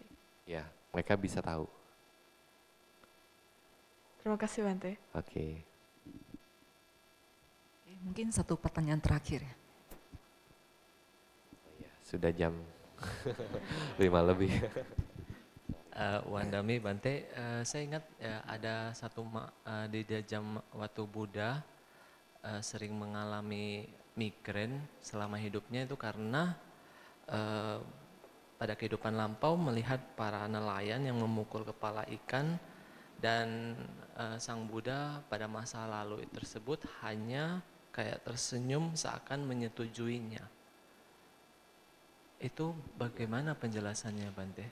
Ya, jadi kalau ada orang mancing, nah, terus tiba-tiba dapat pancingan yang lain, nah itu seperti itu. Itu kan halus sekali Bante, maksudnya kita Ya, juga. itu halus, tapi itu bisa menyebabkan kama. Ya, bahkan Sang Buddha itu menjelaskan kita kalau bisa tidak melakukan akusala kama bahkan sekecil apapun, karena hasilnya itu bisa muncul. Nah, ini kelahiran sebagai Sang Buddha. Kamanya itu mungkin kama yang kita bilangnya itu remeh begitu ya, tetapi dan itu munculnya itu pada saat kondisi dia menjadi sama Sang Buddha gitu loh. Artinya kama kecil pun juga bisa menghasilkan hasil yang luar biasa. Ya, sungguh berbahaya batin yang tidak terkendali. Ya, itu yang selalu Sang Buddha nasihati. Boleh satu lagi Bante? Ini terakhir, apakah untuk anak-anak yang masih muda yang melakukan akusala kama itu bisa berbeda dampaknya, hasil karmanya dengan yang sudah dewasa? Karena kan kadang-kadang anak-anak berbuat tidak berdasarkan niat gitu ya Bante. Tapi kadang-kadang tetap melakukan akusala itu. Makanya saya bertanya tentang Buddha pada zaman dulu itu karena kan mungkin Buddha waktu itu masih kecil juga, seakan-akan kayak pasti ada impuls selalu iya gitu. Itu gimana Bante? Ya, tentu berbeda ya anak kecil sama dewasa karena perbedaan besarnya niat dalam melakukan sesuatu begitu. Nah, kalau dewasa kan lebih banyak berpikir, artinya niat pun juga sangat kuat. Nah, sedangkan anak kecil biasanya itu spontan. Nah, bahkan dia lakukan pun juga dengan niat yang sangat kecil gitu. Jadi terlihatnya itu spontan, tanpa niat. Nah, jadi itu juga berbeda. Nah, jadi kalau misalkan seseorang mengetahui ketika sedang berjalan begitu. Nah, tiba-tiba ada semut tapi dia nggak tahu itu ada semut sehingga semutnya itu mati. Itu kan tanpa niat. Nah, tetapi kalau seseorang melakukan pembunuhan, nah pembunuhan itu kan dia harus pikirkan seperti apa gitu. Nah, jadi setiap kali pemikiran itu muncul itu akan menjadi batin yang terus menerus, yang semakin kuat lagi begitu. Jadi kekotoran batinnya itu menjadi sangat kuat. Nah, karena niatnya itu akan terus dia asah terus begitu. Ya, jadi berbeda ya dewasa sama anak-anak. Nah, tetapi kalau anak-anak pun juga sudah punya pemikiran yang siap, yang tajam. Nah, itu pun juga tetap berlaku juga, mungkin seperti dewasa juga. Kadang ada anak-anak pun juga yang punya batin yang sudah tajam sekali begitu ya. Nah, contohnya bodhisatta itu karena sering melatih meditasi, sering melatih samatha dan vipassana, nah sehingga di banyak kelahiran itu selalu menjadi orang yang sangat cerdas. Nah, bahkan untuk di usia anak-anak, kecerdasannya pun bahkan melebihi usia dewasa. Bante, terima kasih. Oke, mari kita tutup dengan pelimpahan jasa. Etawata ca amehi sambatang punya sampadang sabe dewa numodantu sabe buta numodantu sabe satta numodantu sabba sampati siddhya idame nyatinang hotu sukita hontu nyatayo idame nyatinang hotu sukita hontu nyatayo idame nyatinang hotu sukita hontu nyatayo idame punyang asawakaya wahang hotu idame punyang nibbana sapacayo hotu mama punya bagang sabba satanang bajemi te sabe me samang punya bagang labandu. Sadu, sadu, sadu.